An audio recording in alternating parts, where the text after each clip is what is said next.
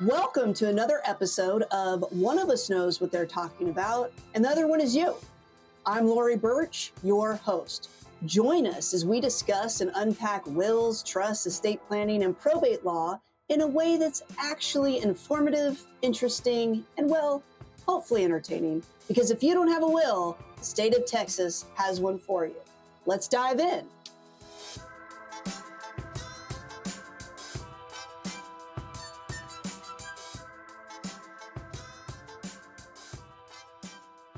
So we're very happy to be joined by a guest. You're our first guest who's not a realtor, unless you have a realtor that we don't know about.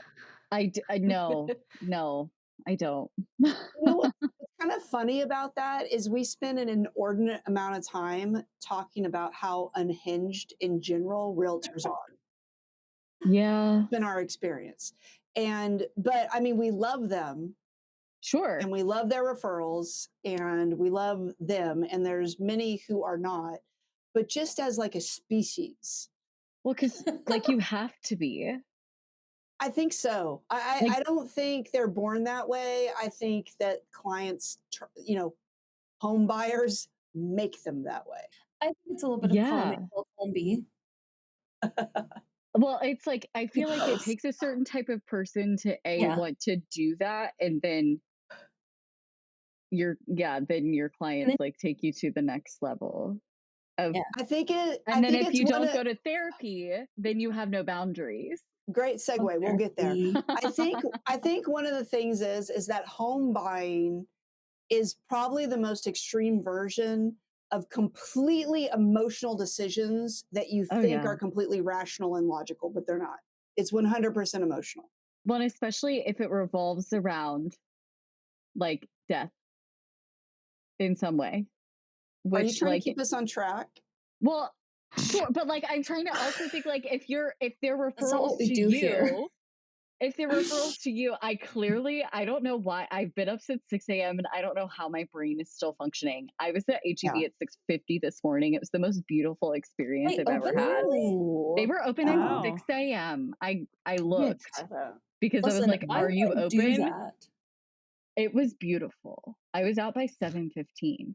But the fact that my brain is still functioning. But like I'm thinking of the referrals that y'all have, like they probably revolve sometimes around death, so it's even more emotional. Sometimes, yes. Probably a lot of times. So let's do an official introduction. So we met, and you too have a podcast. I do. And I listened to the one we all had tickets to attend, and then it had to be rescheduled. And then these people pretend that they have schedules that conflicted, which none of them do, but apparently that one did. About taking the Taylor Swift album and talking about it in context of mental health. Yeah. And so we wanted to have you. So introduce yourself. Let's start there. Yeah. So hello, I'm Bryna Talamantez, and I'm a licensed marriage and family therapist, and I specialize in seeing kids 2 and up, which is why my office, that's Fred the dinosaur sitting over there. That's why my office looks like this. It's got toys everywhere. And I do see teenagers and young adults. Even though my license says marriage in it, I don't see couples. Couples are very scary. I rather see 5-year-olds. They're more fun. And I specialize in grief and ADHD, anxiety, and life transitions. But I mostly talk about grief and death all day long. Yeah. That's like my main. Us too. Woo! Yeah. It's my main bread and butter is grief and death. Personally, professionally, it's what I do. Personally? Oh yeah. That's why it's that TikTok sound. It's what I do. So just to be clear, all the toys behind me are for me. Well, yeah. And I'm saying, you know what we should do? Fred is for me when my kids are not here. Sarah, we need to do an episode where we take a tour of what I have back here. This is Central That would be hilarious. This is Lego that I built from the Friends set. And it's my Spice Girls lunchbox. So anyway, all of this stuff is purely for me, but that's fine. One of my teenagers makes me play Legos every once in a while, and it really brings me joy. because she knows Okay. that I don't sit and play with Legos very often. She goes, I think we Yeah. need to Lego today. I'm like, okay. Okay, Yesterday that I works. was making mums with her, and Oh. I have cookies on my floor because she bribed me with cookies to make her mum. So Mum it's like, making. Nice. That fun. works. Hold It on. came I back love to mum me making. very, very, I worked at a mum making store in 9th and 10th grade, and then that store Oh. closed. But then Oh. 11th and 12th grade, because in Plano, our high schools are all weird. So we didn't have homecoming in 9th and 10th grade in the early 2000s. I think they do now. But we did in 11th and 12th grade. So by the time I got to junior and senior year, my mom and I just went and got all this stuff. And then my friends all made their mums at our house. So my friends were just like hanging out at my house with my mom when I wasn't home. It was so weird. But that's just how our house was. Everyone was at my house with my mom all the time. It was so odd. But they liked her. Yeah. Yeah, I cut myself a couple times with staples. Ooh. So did you, Bryna, did you go to school here? I did. I grew up in Plano. I Okay, actually so live in my neighborhood. I live one street away from my childhood home right now, and it's really weird. that's a little weird. Yeah. So when I walk the dog, I like see all of my friends' parents, and I'm like, hey. So where did you go to Whoa. high school? I went to Plano Senior. Okay, so did I. Mhm. Okay. All right. Did not know this. It was the worst of times. It was the worst of times. It was not really the best of times. The worst of times for me It was was Shepton. I did better at Vines than I did at Plano. Vines is a Yeah. vibe. Yeah. Plano was there. Actually, I say the reason Plano Senior got better than Shepton is because we were mixed with the Vines kids and they were much nicer people. We are a vibe. I'm Yes. just Well, saying. I have a 14-year-old who is a freshman at Vines. So we thought that there's a lot of directions we could go, but one of the things that I thought would be interesting to discuss, because we have a lot of personal experience with it in doing estate planning and probate, is talking about grief. And Oh, I yeah. think one of the things that would be great to hear from you is I think we're pretty good at it, but it would be nice to know, because we're here for a purely legal standpoint to get people through this process. But certain things that we may or may not be sensitive about and should be sensitive to. And then one thing that I mentioned to you before, because I have a personal experience with this that I will definitely share, is just all the horrible things that people say to grieving Yes. people. And sometimes, and they say it with the best of intentions. And like they don't realize that they're saying the worst thing ever, like But 80% of the time. isn't that, as someone who has lost a very close loved one thing that frustrates me on behalf of like our clients and behalf of other people is that you're the one that has to be understanding. Right. You're the All one that of the has to be time. like, they mean the best when they Right. say these things. So anyway, not to interrupt, but we will. Oh, yeah. Continuously. Yeah. Yeah. People, and I think that the root cause of all of this is because we don't talk about death. Just as a society, we don't talk about death. We don't talk about grief. So therefore we don't know how to talk about it when it happens to us. And this is the one thing that is guaranteed, that every single one of us is going to navigate at some point. At some point, we are going to grieve. And at some point, someone close to us is going to be grieving, and that we are going to have to comfort them. Yet we have no clue what we're doing. And so and people will say things with the best of intentions. I made my little list today while I was compiling some of my PowerPoints and things, because I like to talk. Anytime anybody wants me to talk about death and grief, I'm like, please let me do it. But same. Yes, but people are like, oh, so naturally, like when it comes to my office, oh, it's so great that you've had your own. So a little bit of background: my dad died when I was 9. And he died. He had a really long illness. He was sick my whole life. We knew he was never going to make it to my 16th birthday. We were a little shocked he only made it to the time I was 9, but like, it is what it is. And so that was the start of my grief journey. Then my grandmother died when I was 14 after a short illness with cancer. Then my mom died when I was 19. So this is why I do what I do. And so when kids come to my office, people will be like, oh, well, you can connect with the kids. You must tell them your story all the time. And I'm like, I mean, to a point. A lot of my kids who are grieving that walk in here know that, yes, Bryna has had people that she loves die, but I don't immediately put on them, oh, I know exactly how you feel. Because I don't, because our stories are different. And I want to honor that for them. And so I may like to help them feel comfortable, to help them just get used to me, be like, hey, you know, my dad died too, or my mom died too, whichever person they're in here for. But our stories are different, and your grief is going to look different than my grief, and things that may help you may help, or may help you, and that's cool. Yeah. And things that may help you may not help me, or vice versa, and that's cool too. Different things might help us. And so, you know, it's quick for us to like make the assumption of, oh, I know exactly how you feel. Or people will come up to us and say, oh, I know exactly how you feel about your dad's death. My goldfish died.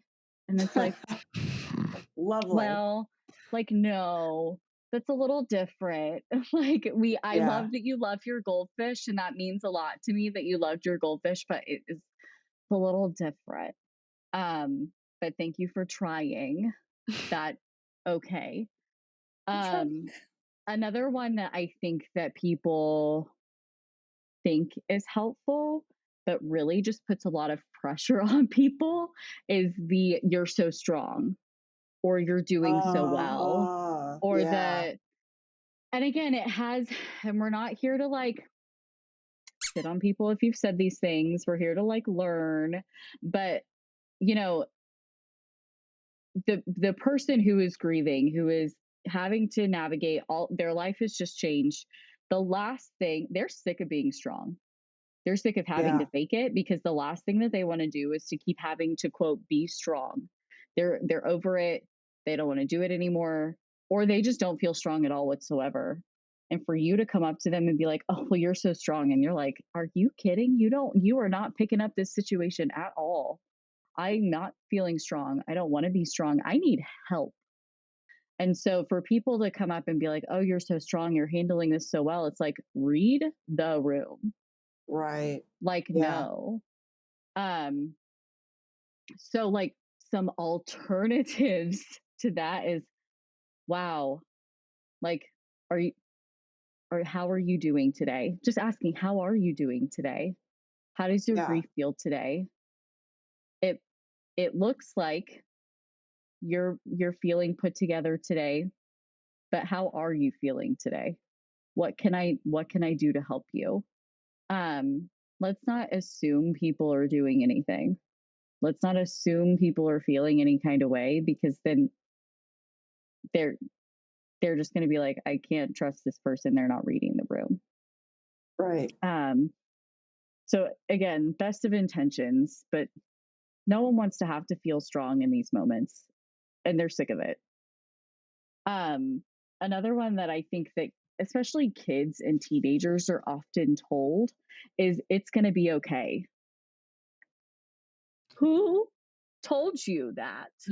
Right. Who gave you the magic ball that told you and guaranteed that it's going to be okay? How do you know that? And they're going to, especially kids and teenagers, they're going to look at you and be like, person I can't trust. Got it. I know that you are a lying, dirty lie face, and I'm good. And doesn't that also encourage something that we far too often encourage, and that is just to bottle it up, or to hide, or to ignore very legitimate feelings that you have? Yeah. And it just shows people, it's like, okay, here's one less person I can turn to. If this is the platitude I'm going to get from this person, I know I can't go to this person when I'm actually feeling bad, because they're going to come back with me of like, oh, well, it's going to be okay. So this is one less person that can be in my inner circle of people. And I think that those of us who have experienced hard things in general, whether it be death or divorce or any just big life transition, hard change, anything like that, we find out who our people are and we find out who's going to stick around. We find out who's actually going to listen. And these are the words of the people who aren't going to stick around. Of it's going to be okay. All right. I know you're not my inner circle of people. If that's what you're going to throw at me, no, I can't trust you with my feelings. And what is it in, I don't want to pretend like I have any sort of background in psychology. I mean, I will say this, I have been through lots of therapy in my life. Which is not a bad thing. But does that qualify me for diagnosing things? But I do think I didn't, for another podcast, we'll talk about how I started a practice in estate planning and probate, but that's for another time. But I do think there's a certain amount of fate or the universe or God playing a role in that, because I seem to have a knack for understanding people and going through that. And coincidentally, and I do mean coincidentally, because I'd already set myself on this fact that I was on this path, that I was going to start this practice. But right as I was in DC thinking I would come back to Dallas and start this practice, my stepdad died suddenly and unexpectedly. And so I often talk about how that set the tone for me, because while I was starting this practice of either helping people plan for what happens if they pass away, well, really not if, but when, right? Or they've lost a loved one, that I had all this experience of seeing what we are going through. And Yeah. I've lived overseas and I've experienced a lot of different cultures. I went to an international school and all of that. And so I don't know if it's a cultural thing, but I think there's a lot of discomfort in us not knowing how to deal with someone where you feel such a loss of control. Yes. And what I've discovered in a lot of my experiences personally and professionally is that people don't necessarily want you to fix things or have answers. They just want to feel seen and they want to feel heard. And if they feel like if you can just sit in that with them, yes. They want to fix it. They want to compartmentalize it and they want to move on. One of the things they said, a friend who, you won't like this, but it was a wife of a therapist who said to my mom, well, you've been divorced before, so you know what it's like. And my mom was like, I hated that guy. I couldn't wait to have him out of my life. This is a totally different situation. A different situation.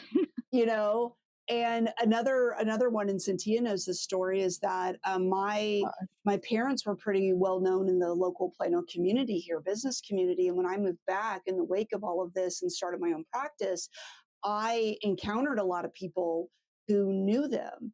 And I actually had this guy in the middle of a networking event with several people surrounding me. And he said, I didn't want to ask your mom, but because it was too sensitive, but how did your dad die again? I've gotten that. Yeah. And not only is that just wrong, but it was actually a really weird, bizarre accident with a propane tank. Like it's None not like it's, and I'm just like, oh my, like I'm surprised I've gotten to this point 20 years later to be able to even my dad. Like, right. Like, well, and that's another thing that I'm curious or my stepdad about is that, I always had referred to him as my dad. He came into my life. And because I have somewhat taken on a public role, I've run for Congress and this and that. I don't want anybody to have a got you where you said your dad died and now you're talking about your dad who's alive in California. So it really is more a recent development where I even refer to him as my stepdad. And something that really frustrates me is I feel like I always have to say my beloved stepdad or my stepdad who I was very close to. And I hate having to do that because I feel like I have to justify, no, this is a significant loss to me. Yeah. I mean, all of that. I mean, maybe we just need to book a session outside of this. I don't know. But, it really is so much that's entangled with a lot of this loss and grief. Well, and that, it gets us into some disenfranchised grief too, because it's, disenfranchised grief is like that grief that we don't think that we're allowed to grieve as much. So Wow. it's like, you know, maybe you feel sometimes you're not allowed to grieve your stepdad as much as you're supposed to grieve your biological dad. And it's like people have disenfranchised grief when it comes to like stigmatized deaths, such as like death by suicide or overdose, Oh, or yeah. when it Yeah. comes to miscarriages, infertility. Like the list goes on Yes. and on and on. But you know, those mixed up kind of feelings that we feel of like, oh, well, I feel like I have to have all of these explanations around my grief. And it's just like, can't I just have my feelings about my person because I loved them? Like, can't I just have these feelings? And just to not have to justify anything and not have to explain anything and not have people in a networking event come up to me and be like, oh, well, just because it was my stepdad and not my husband, that you think that this is Right. appropriate to ask. And I want to say, like, that's like tickling a memory in my brain of like somebody has asked me that at some point and I now can't remember like what exactly the context was, but somebody has asked me that. Yeah. But now I'm like, was it about my mom? Was it about my dad? Like, and it was like I didn't ask them, but I'm asking you. And I'm like, now I don't know why. So it's like tickling something. I have all the PTSD, like fuzzy Yeah. memory things. Like there are some things from my teenage, early adulthood years that my husband actually remembers more than I do. Oh, wow. And there's things that even with my mom still alive that he'll remember an event. And I'm like, we did what? Like, are you sure? And he's like, yeah, don't you remember this? And normally I'm the elephant of the family. I'm like, oh yeah, we pulled out that we went here and of like my cousins and I. And they're like, how do you remember that? I'm like, how do you not remember that? Like, you're older than me. Like, why don't you remember this? But with some things with like my teenage years, I get a little fuzzy sometimes. And like after my mom died, that little bit of time after, I'm very fuzzy. And so he remembers more. He's like, yeah, we did this. I'm like, no, we didn't. He's like, yes, we did. So, but that's Oh, wow. tickling a memory somewhere. Yeah. I'm You'll gonna have to have to go. journal about that I later. know. I'm gonna have to ask him and be like, did somebody ask me this? And he's gonna think on it and he'll Yeah. remember if something happened like that. Or maybe somebody asked him. I'm gonna have to, if he wasn't in a Yeah. meeting right now, I would text him, but he's in some meeting that he's not getting paid for. So I'll have to ask him tonight when I get home what that is. But yeah, people are so weird.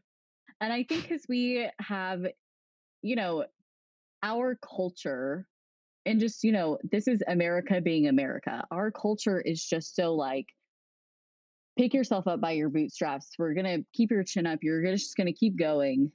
Yeah. England might be a little like this too, but like, we're just going to keep going. We got this. Just keep doing what you do. That we don't allow ourselves to just sit and honor our stuff. And And you know what's so interesting about that, at least from my personal experience and my personal journey, is that in having that vulnerability and that authenticity about owning that, that's really where I derive my strength from. mm-hmm, mm-hmm, And so I have this whole theory that, I don't think anybody disagrees with the fundamental idea. It's almost a platitude of that, we want to make the world a better place. And then we can have a lot of different, ideas of what that looks like. But, we're always wanting to better ourselves. If we think that we're perfect right now, I don't think anybody, accepts that. But you can create change through laws. You can create change through cases and challenging things, and you can create change through hearts and minds. And mm-hmm, long story, I feel like as much as I've pursued the changing things through cases, being a lawyer, what my original intent was, or changing things through legislation, running for Congress, that this third rail of changing actually the way people perceive things, changing their mm-hmm. hearts and minds, is another way to create change. And for me is really the long game. And I guess for whatever reason is where I found my strength. And I think that by sharing our personal stories, Yeah. because it becomes a lot harder to hate, judge each other when we know somebody who is who is there and who is affected. And so I think it's just an interesting thing because there's this backlash of mental health and being snowflakes. I would argue that you're a bigger snowflake if you are getting hung up on Bud Light and female soccer players, and injustice and our climate dying. But whatever, but it is a balance, and I really think that there's a certain degree of empowerment where we can own our mental health, talk about it. I am much more inspired by people who have had setbacks, who have had quote unquote failures, and how I they've just look at overcome Simone that. Biles. Right, and it's like, why there's a certain segment of us that are even more inspired by her, from her coming back and overcoming that and speaking to it. And I hope that's the direction we're going as a more evolved society and world, is not thinking that that's becoming weaker or more sensitive, or this whole BS woke philosophy. Is no, we're becoming more aware of ourselves. And if Right. we aren't trying to evolve, if we aren't trying to better ourselves, then what's the point of doing any of this anyway? Right. Right. And, it doesn't, one of the more modern theories of grief, because, the 5 stages of grief, it has been proven that they don't actually exist. They do not accurately describe the grief experience. I don't even know what they are, because that's how out of my brain they don't exist in my brain. So the 5 stages of grief do not accurately describe the grief experience. They actually more describe someone who's been diagnosed with a terminal illness. So if you think of it from that perspective, makes a lot of sense. We do appreciate Elizabeth Kubler-Ross because she was one of the first people to look at grief as a whole and start researching it. So we do love her for that. But 5 stages of grief, not it. One of the more modern theorists is Alan Wolfelt, and he has the 6 needs of mourners, which we, as a lot of clinicians who specialize in grief, we use that. And he also has the companioning model for grief. And you do not have to be a therapist to use this companioning model of grief. You could just be a person. And that's what, a lot of therapists use it. And if you go to one of his trainings in Colorado, that is what you're going to be taught. And a lot of therapists who are taking his trainings.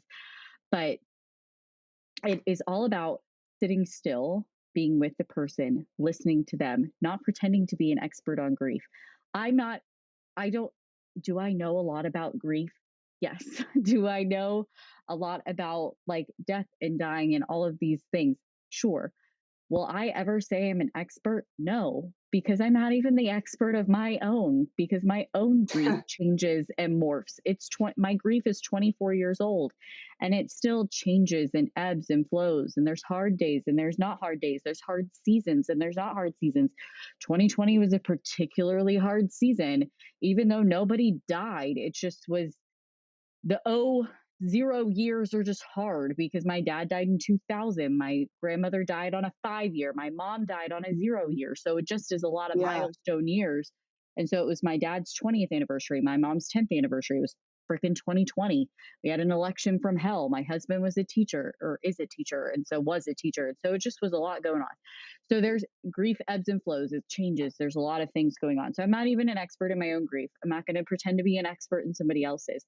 But the companioning model of grief encourages us just to sit and be and exist with someone who is grieving. And that's all, Lorie, going back to your point from earlier, that's all anybody who is grieving wants the person to do. We don't want any of this toxic positivity BS of like the worst one. And I'm going to really make somebody mad. And I really apologize. The worst one that I dislike the most is it was God's plan. Whether you are a religious person or not a religious person, but I firmly, and I 100%. I was still going to church every single Sunday when my mom died when I was 19. And I don't believe it was God's plan for me to have no parents or grandparents or a home by the time I was 20. I don't think that was the Right. plan. I think that's kind of stupid. And Yeah. so if you're going to tell that to somebody, they're going to look at you and go, huh? Right. And, that might bring comfort to some. They're in a better place might bring comfort to some, but to a majority, and especially to kids, they're going to look at you and go, they're in a better place. And they're going to look at you and go, in the better place here with me. Right. Most adults in the better place here with me. Wouldn't I love as a 33-year-old for my mom to be here so that I can vent and bitch to her all the time? Sure, my husband, I think, would kind of like that if I could vent to her sometimes. I'm sure he would enjoy that. Yeah. But that'd be cool. That'd be kind of nice. Would it drive me crazy a little bit? Sure. Yeah. But all people want when they are grieving is for someone to just sit with them and just go, what do you need today? Yeah. Like one of my best friend's grandfathers died at some point this year. That makes me a really bad friend. I think it was at some point this summer. The months have blended at some point. I think it was this summer, and they were spreading his ashes over Labor Day weekend. And so it was just a rough weekend, and just all the things. And she has a baby, and the baby was like sick and teething and all the things. And so I just text her, I was like, what do you need from me right now? And I was like, do you need me to be a therapist right now? Like, do you need me to be your friend right now? And like that's like all of my friends. I'm like, what answer do you need from me right now? Do you need me to be a therapist? Because I don't know. And sometimes it's like, I don't know if I have the energy to be your therapist, but I can be a bitch. Right. Always. But I don't know if I can be a therapist always at the moment. And so I just told her, like, do you need me to be funny? Like, what response do you need? She goes, well, I'll take a funny distraction. So then I just told her funny stories. But sometimes that's just what we need. Like, what do you need from me right now? What kind of response do you need? Sometimes, like with adults specifically, it's like, let's offer specific help especially if it's like, dad has died, husband has died. You've got a mom with kids. You text her, I'm available from 12 to 3 today to help you. Here are tasks I can help you with. They include laundry, cleaning your kitchen, meal prepping for you, which would be the most helpful for you today. Almost like, the actual helpful things when someone's postpartum. It's almost like that, and not the just coming and cuddling the baby stuff. It's like the actual, like, I need someone to come do my laundry. And that can also can like, hey, put your laundry on the porch. I'll come pick it up and do it and bring it back. So they don't even have to have that interaction with people, because sometimes that's just too much. Yeah.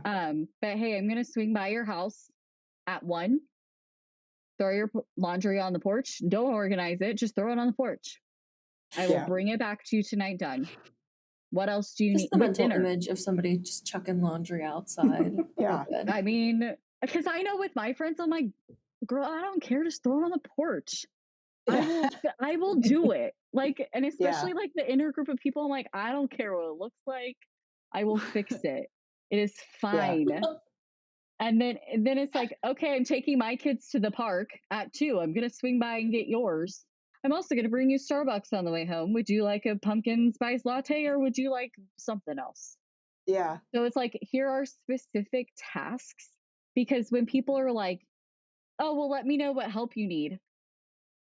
Grief brain people don't know what help they need.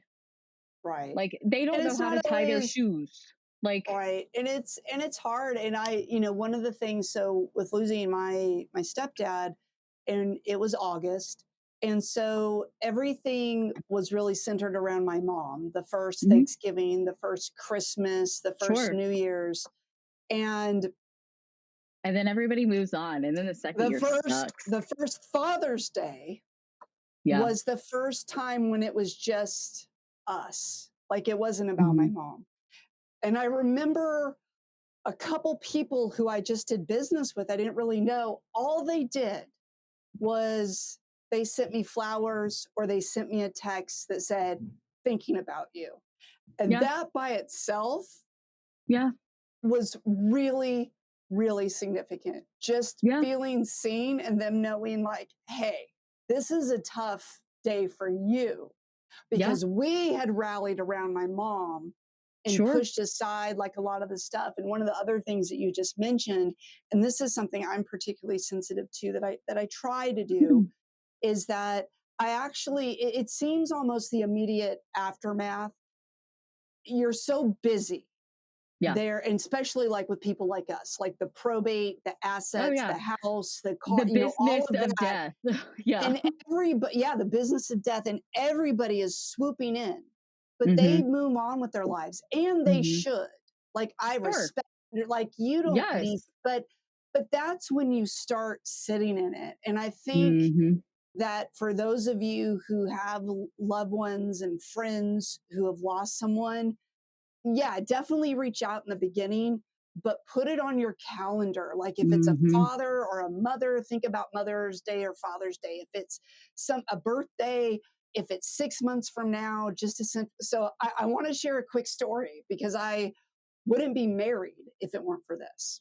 Hmm. But so my wife, Kimberly Cantor, was someone who I knew about. She had started a nonprofit, Rainbow Roundup, and which is for families with LGBT families with kids. And I was added as a resource, as an attorney that helps those families. And then, so we never had really met.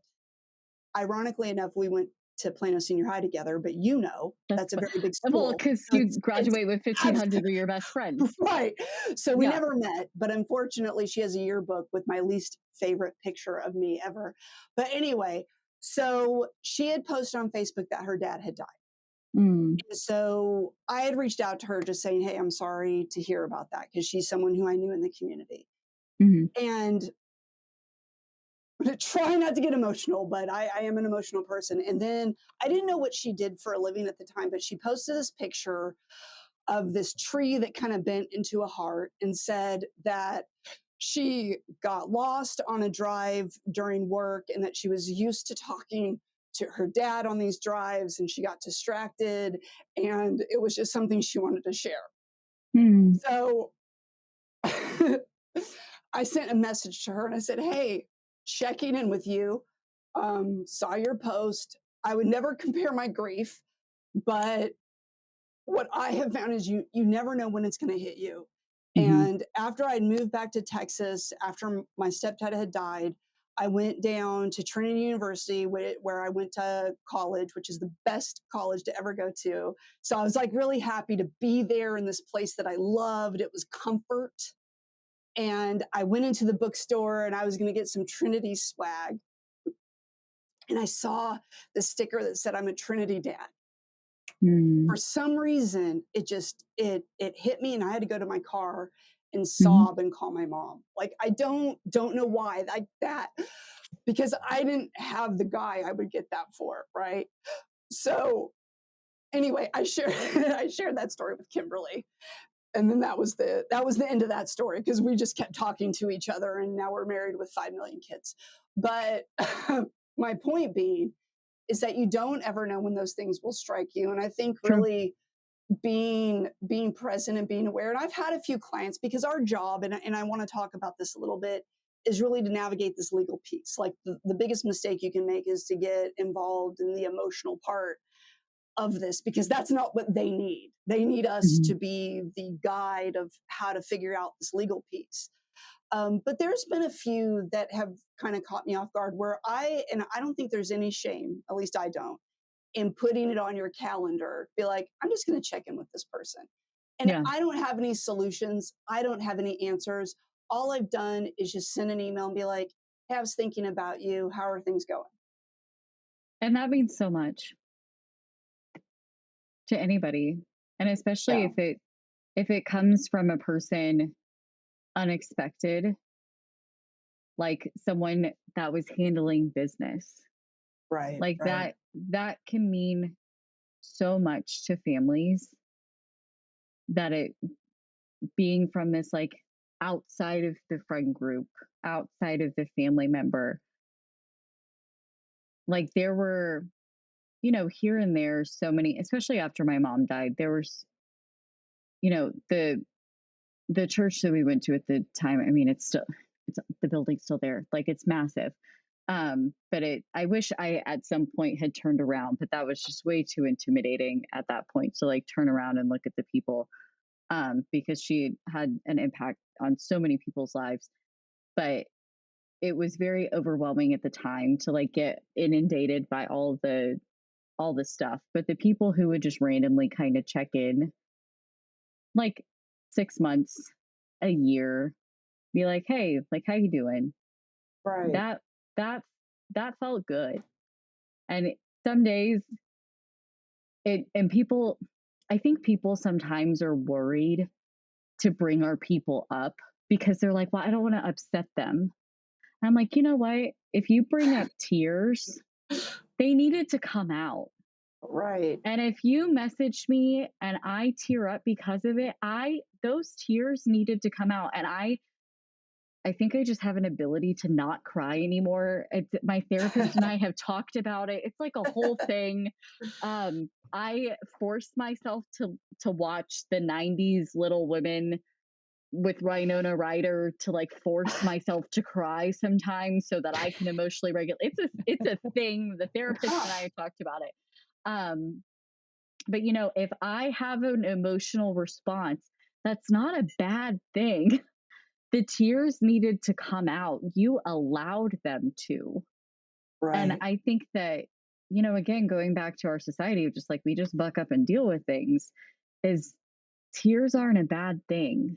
An emotional response is not a bad thing. And if your message touched me in that way, that those feelings were able to come out, that's a good thing. That's a beautiful thing. And it's like, thank you for allowing that to happen. Yeah. So I think, and I feel like all of my friends' dates and stuff are in my phone because I have friends with dead people and their dead people's dates are in my phone. Right. And I text them and I'm like, how are you? And we send tips treats and our notes are the same back and forth. Today sucks. Cookies help.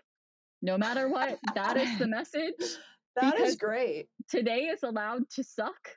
No matter how many years it has been, cookies help. That is fine. And all of my kids, like I know when all of their dead humans dates are, and we start checking in. How do you want to honor this? I bring them, just like I bring them snacks on their birthdays, I bring them snacks on around their people's dates, because today sucks, cookies help. And that's okay. I like that. Today sucks, cookies help.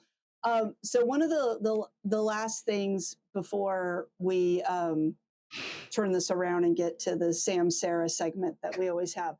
I definitely, if there's, thoughts you have for us, because we're in the business of the probate piece.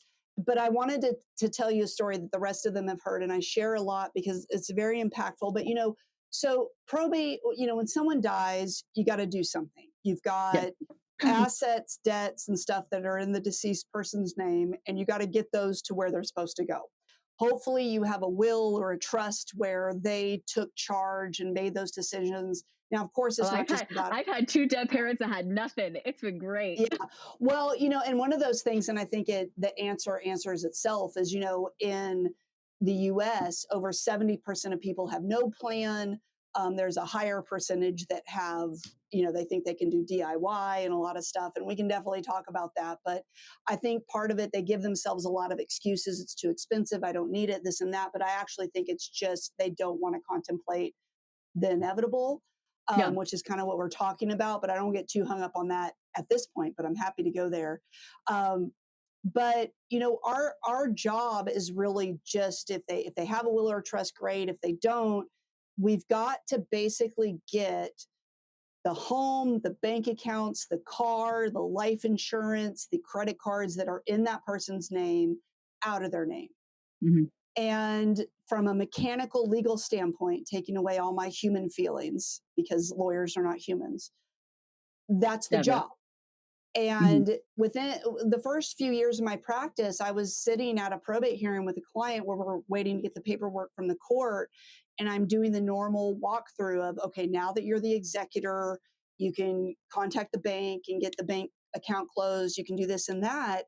And he's just sitting there and he's like, like, I feel like I'm erasing her. Mm. And, I was in my late 20s, early 30s when he said that. And I was like, man, what a thing. But I mean, yeah, that's kind of what it is. And then Mhm. as I've matured and lived some life, and I get what he was saying, I don't discount Sure. that. But I think part of the grieving process is I go back to my dad. And if you look on our website, you'll see the reason why a red Pegasus is our logo, and it has to do with Mhm. him. Yeah. My firstborn daughter is Adlee, and it was purposely spelled Adlee, Lee, after him. Yeah. And there's all these different things where, yes, there is no house in his name, no credit cards in his name, no bank accounts in his name, no assets in his name. But he is far from erased. But you have other continued bonds Right. with him. And I think that's why, we talk about, putting these plans together. And I used to accept the fact that it was kind of doom and gloom, like doing your Mhm. will and this and that. But what I've seen now is when people are doing this and they're doing it the right way and they're doing it intentionally, it doesn't have to be that way. It can be empowering. It can be Mhm. something that you're taking control of, because the story that is going to be written about you, your final chapter to your legacy that's going to continue, is what your family and loved ones had to go through when you were gone. So my story and my husband's story will be two completely different stories because, my dad, when he died, even though he knew we knew he was sick. Like, that's what baffles me is like nothing was put in place. And what my mom didn't know is that my dad didn't even put my mom's name on the house. Like, baffles me. Wow. So we Yeah. had to file for bankruptcy to keep our house because we didn't even know things were happening. It's a whole thing. So that's what happened with our first house. So then you would think that my mom would have put things together. No. Yeah. So then when my mom died, the house we lived in was still in my grandmother's name. And so I lost my house. And then there was this whole thing of, well, I inherited the house because my mom was in bankruptcy and my cousins got all the stocks Oh and my so God. then the people we were working with, they were like, well, Bryna, you can only take the things out of the house that you could justify are yours. I'm like, the whole effing house is mine. I live here. Are you kidding me? And it's like, everything in this house is mine. And so that was what we were dealing with. So I'm 19. I'm a Wow. sophomore at SMU. I have a $7,000 hold on my account at SMU. So I'm just trying to go back to school. Now I went in as a grant kid. Like, I did not pay to go to SMU. I had a single mom. Like, this was a situation. I do have my snobby moments. So I was not your typical SMU kid, but I have my moments and everybody knows it. So it's fine. But this is what we dealt with. And then there were a lot of situations that happened. The house ended up getting foreclosed on. My stuff was not taken out of the house like it was supposed to. My house was ransacked. Stuff was stolen. It was a Oh my gosh. situation.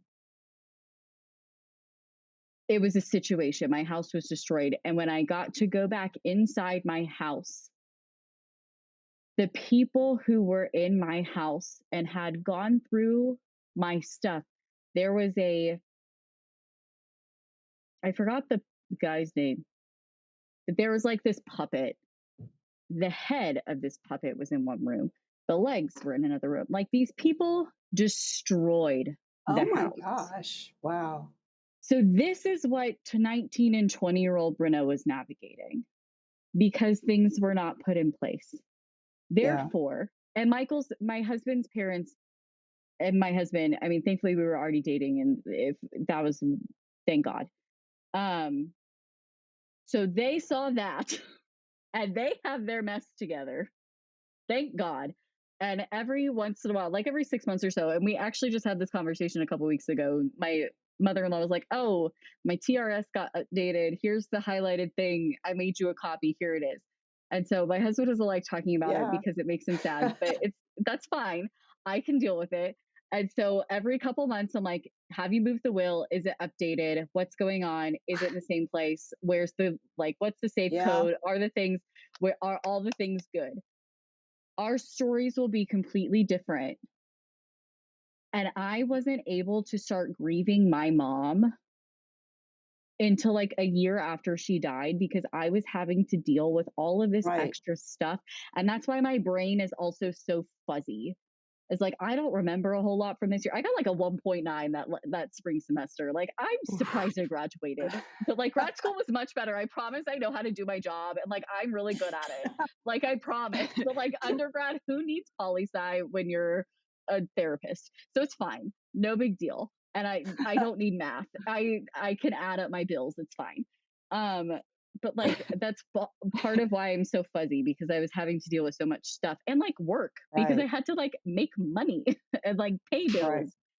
But you know, that's the importance of all of this. But also, like, if people had looked at, like, I was having to make we had 4 storage units because I was like, I can't get rid of all this stuff. Like, this is my stuff. Like, what am I supposed to do? And so we weeded it down over all the years, 14 years. We have 1 storage unit now. It's mostly just because I have a lot of Christmas stuff. Oh, wow. Because I have a problem. Well, yes. I grew up with a themed Christmas tree in every room of my house.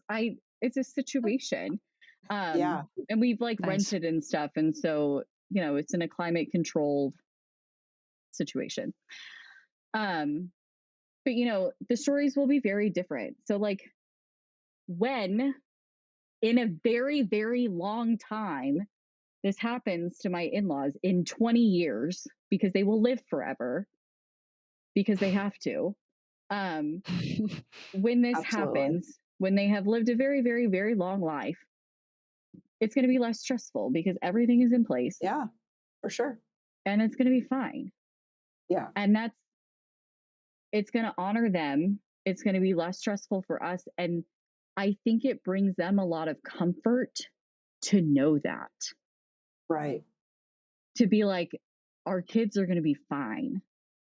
Because, and we talk about it sometimes. They're like, "What are you going to do with our house?" I'm like, "We're moving. We're out of here. Sorry, bye. We're selling it." Like, you're the only reason why we still live in Texas. But, I mean, we joke about it, but you know, it's very helpful, but continued bonds are also very important. So my parents they each have a shelf of their stuff in our living room. Thankfully, my husband met my mom, so he understands where the crazy comes from a little bit. But he didn't know my dad. Right. My dad died when I was 9. I didn't meet my husband until I was 15. And so, but there are pictures of my dad in our house. They're alive and well. We tell stories about my parents because my mom and I did some crazy-ish that we shouldn't have done.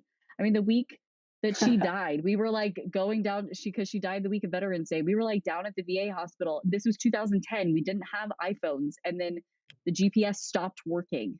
So we were just like, if you've ever watched Celestial Navigation from The West Wing, that episode, when they're just like following the stars to get Mendoza out of jail, that's basically what my mom and I were doing at 9 p.m. to get to the VA hospital in Dallas. Like, stupid stuff all the time. Yeah.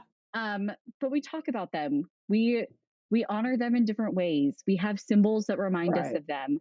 And so, you know, encouraging clients to have a way to honor and remember them, take a piece of their house with them. If they're having to sell their home, all right, what's a piece that you want to take? Right. How do you take a picture of it, frame it, have it in your new house? Like things like that. Because it can be hard. It's hard to say goodbye to those things. So I do want to circle back to the Christmas stuff because this is a question that's come up in our office. So, since you have so much Christmas stuff, obviously you celebrate. So, Santa presents, are they unwrapped or wrapped? Um, okay, this is a debate, but we don't have kids, so it's fine. So our Santa gifts were always unwrapped. Yeah. I think my husband's were wrapped. Okay. I don't remember. So, But ours growing up were always unwrapped. so Sam here hails from New Zealand, and which So you this is haven't. the office debate. So that's not the debate. That's not the debate, actually. Apparently, this is a conversation that was happening, and and Sam said something to the effect of, I don't really remember, but we just would wake up with a banana at the foot of our bed. Not just a banana. Not a banana. Well, not just well, a and banana. then it became a banana. Then it became a 2-liter thing of soda. Yeah. Yeah, both of those things. And So chocolate. And chocolate. So then we're like Googling, is this like a tradition in New Zealand? It is not. It was just No. something that they did in Sam's It was family. family. That's Yeah, funny. it was so we would have something to snack on before lunch, so we wouldn't It like makes ask every sense. 3 seconds if the food was ready. Well, that's kind of There Yeah. was a that's kind reason of for smart. it. Yeah, we Yeah. always, we always got, because our family's German, so we always got oranges and walnuts in our stockings. And so I did that the first couple years that my husband and I lived with his parents before we got married. I put oranges and walnuts in stockings, and then Yeah. I made really loud noises and things fell over one morning. And Oh. so we no longer do that because I made things fall over. And my husband was like, wait, why don't we just get candy that we like? And I was like, wait, we can do that? So, Of course you can. Yeah. And oranges, walnuts, I don't know about that, but in the stocking, that's somewhat normal. The foot of your bed, that's Oh, still man. something that perplexes me, but a lot of things about Sam perplex me. But anyway, just to, get We to a were- wrapping up point. Go ahead. Yeah. No, we weren't allowed to like cross this certain threshold, because if we crossed, then when we came back, we could see our stockings. So we couldn't cross over the hallway to our parents' room, but we could stay on this side of the hallway. But thankfully, our grandmother's room was on this side and the bathroom was on this side. So we just had to Yeah. wait for our parents to wake up. So we would like yell across and be like, are y'all awake yet? But I was the youngest, so I would always wake up first. And so I'd go wake Right. up my cousins and annoy them. And then whichever twin was on the bottom bunk, he would grab me and be like, no, we're going back to sleep, because they were like teenagers by the time I knew what was going on. Yeah. Like, we're so over this. We're so over this. Yeah. I mean, they kept like the magic of it. And they're like, no, it's too early. Right. We're done. We're done. Yeah, we should do a whole episode on traditions. I have lots of feelings about this, Let's do but it. we really appreciate your time. We definitely wanted to talk about grief. Definitely wanted to talk about things that that people say. We do something on our podcast where and they've been remarkably quiet, even though I told them to ask questions.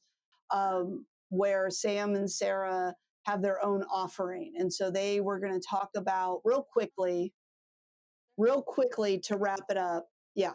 Quickly, they share some things that they too think are some of the worst things people can say. So, do it. Sam and Sara, you want to share this? Yes. So the first thing we have on our list to say to somebody who is, well, okay, so we have 2 lists, actually, one for when someone's grieving and one for when someone's pregnant. So I'll start with the grief list. If we did a Venn diagram, which Sarah is a big fan of, do any of these intersect? Actually, no. Interesting. So that's your perfect. So actually, that's the perfect Venn diagram for Sara, is when they don't intersect at all. Yeah. And that's actually her favorite type of Venn diagram. So Is that how the Sara first says one we it? have for grief. Frogment? It was a typo. The first one we have for grief is to just move on. Yep. It's certainly the best thing to say. At least you're not the one who died. Oh, yeah, that's not good. Anything with at least is my least favorite. Yeah. Yeah. This You one put it on doesn't there. make sense, but we've been trying to reach you about your car's extended warranty.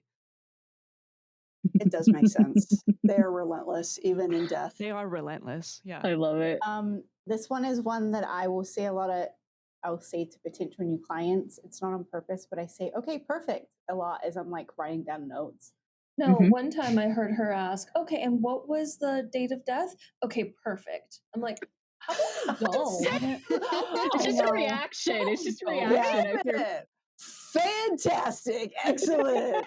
No, seriously, we actually Awesome. had to have a conversation with a lot of the people at the office one time. I'm like, okay, whenever you're on the phone with somebody who just called about somebody passing away, there's a couple of phrases we need to not say at all. So Not yeah, just so I'm Bryna, dead. Fantastic. I'm Okay, dead. great. I want you to know that we work a lot on what we say, like forward facing to clients, but there are Sure. some things like internally where if someone will say, oh, so and so called and their mom died, and I'm like, oh, did she? Did she really? Will? No will? So yeah. But And that kind of Oh anyway, stuff. no, we'll, the we'll, things that we'll we say disclose to that ourselves. No, absolutely. too. Go ahead, Sarah. Is this one yours? This next one? Yeah. Last one on So, our list is wait. That's not the last one. There's two more. You told us not to do that one. No, Oh do yeah, I it. don't like that one. Yeah, this is the Okay. last one. So as a Yeah. reminder, these are the worst things you can say to someone who has a loved one who passed away. Want to be my date to his funeral? I'm dead. Yeah. That's great, Sarah. Okay. So So prognant. Yeah. It's a typo. So this one comes from Terrible. the great actress Blake Lively. Congrats on your Love little it. bump. yeah, as she To said, someone to who wasn't someone even who pregnant. and someone who has Mhm. fertility problems. Yeah. Yeah. Did this happen? Am I Yes. out of the loop? Yeah. No, it was real life. It like came out when the whole like everyone's been bashing Blake Lively recently thing. Oh, because of that Yeah, show, and she yeah, kind of the like that she movie. was in Mhm. domestic violence, and she kind of Yeah, like snickered and did a self promotion. yeah. Yeah. hmm Okay. Yeah. What's next? Another terrible thing to say to someone who's pregnant is sorry to hear about that. But I feel like I and would then- probably say that to a friend. I mean, yeah. and then the next one we have is It should be on purpose. on purpose. The next one we have is good luck. That's this fair one- though. It's hard, That's about the. So- You think you're tired now? Yeah. right? This one Sam said, and I thought it was so funny. She said, I can't imagine having a parasite in me. Sam, it's a fetus. Until viability. I don't know. Probably Is not the it debate wrong we though? want It to get feeds into. on your body to It keep itself technically, alive. yes. Like Stop. it is Yes. a parasite. My favorite thing when somebody tells me they're pregnant, I just look at them. I'm like, one thumbs up. I'm like, which one? Yeah. Oh, we're happy. Okay, woohoo! I'm like, Well, I if need they're to in know, not Texas, I listening. try to do the math, and if they're going to be in the final trimester during the summer, I'm like, oh, I'm sorry. Ooh. that's Yeah, not good. too. Oh You no. don't want that. You don't I'm want like, I'll that. go buy you a personal fan now. Yeah. Yeah, very good. Okay, thank you, Sam and Sara. So the last thing, I just feel like we would be remiss, and Sara may edit this part out, but bit. we're kind of neglecting the elephant in the room, and that is the degree of Swifties we all are. Oh, yeah. And Oh. like I will tell you, like we went to the concert and had a private Burch Law suite. Nice. We did. Nice. And the greatest joy was getting Sam to cry because she sang "Death by a Thousand Cuts." Yeah, I sobbed. She Nice. cries. We did this contest where I decided we had these extra seats, and rather than selling them, which was my original thought, is I wanted real Swifties to be able to go. So we did a contest of people, and they had to do certain things. They had to say like their favorite album or which album represented them, their favorite Taylor Swift fact. And then what else did we do? Like just Like their favorite song, I think. or something. Yeah. They had to put this on the video.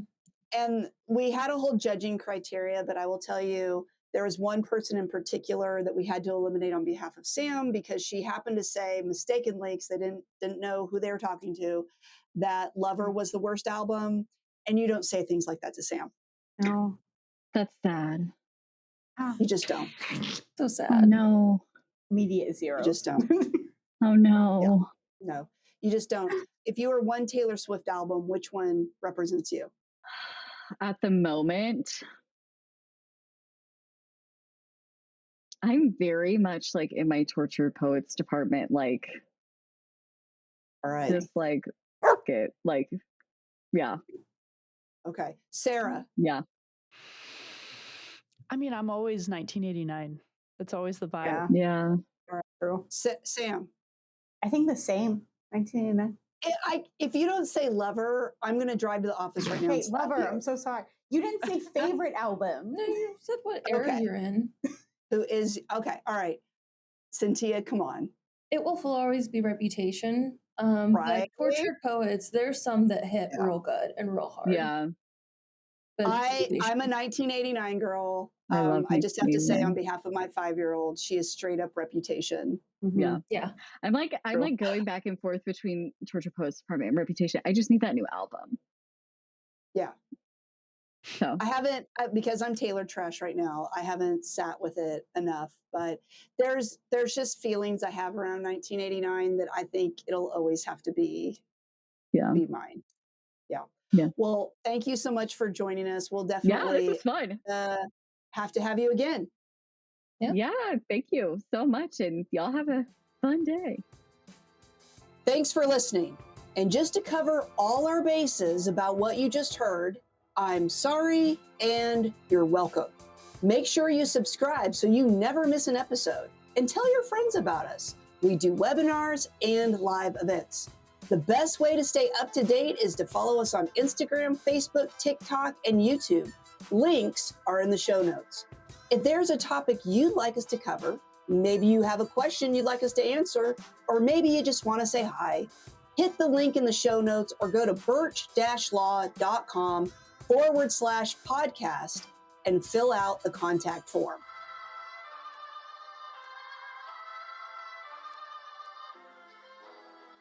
Much better. Yeah, I thought that had a lot of energy.